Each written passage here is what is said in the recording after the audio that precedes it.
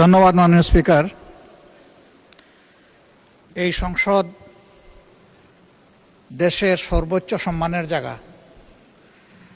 যারা এখানে নির্বাচিত হয়ে এসেছেন, দেশের জনগণের সমর্থন, ভোট, ভালোবাসা, শ্রদ্ধা নিয়ে এসেছেন।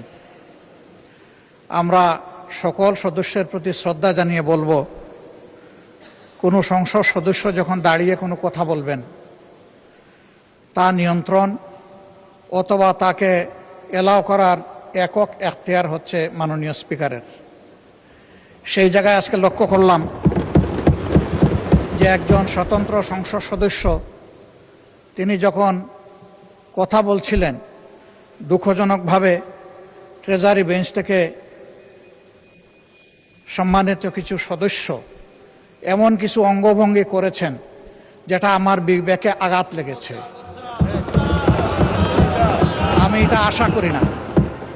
এমনকি আমি এও লক্ষ্য করলাম, একবার দুইবার নয়, 4 বার 5 বার নির্বাচিত হয়ে এই সংসদে যারা এসেছেন তাদের কেউ কেউ এই কাজটা করেছেন। আমি এখানে তাদের নাম বলে আমি নিজে লজ্জা পেতে চাই না। আমরা প্রথম দিনই অনুরোধ করেছিলাম ভালো কিছু সংস্কৃতির চর্চা হোক এখানে, এবং আমরা শিখতে চাই। আমরা জাতিকে নিজে শিখব, জাতিকেও আমাদের সাথে উদ্বুদ্ধ করব।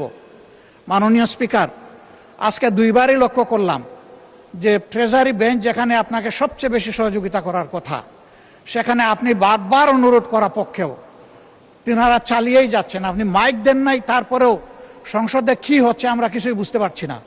আর শেষমেশ যখন মাননীয় সংসদ সদস্য রুমিন ফারহানার বক্তব্য চলছিল, বিষয়টা একেবারেই অগ্রহণযোগ্য যা করা হয়েছে।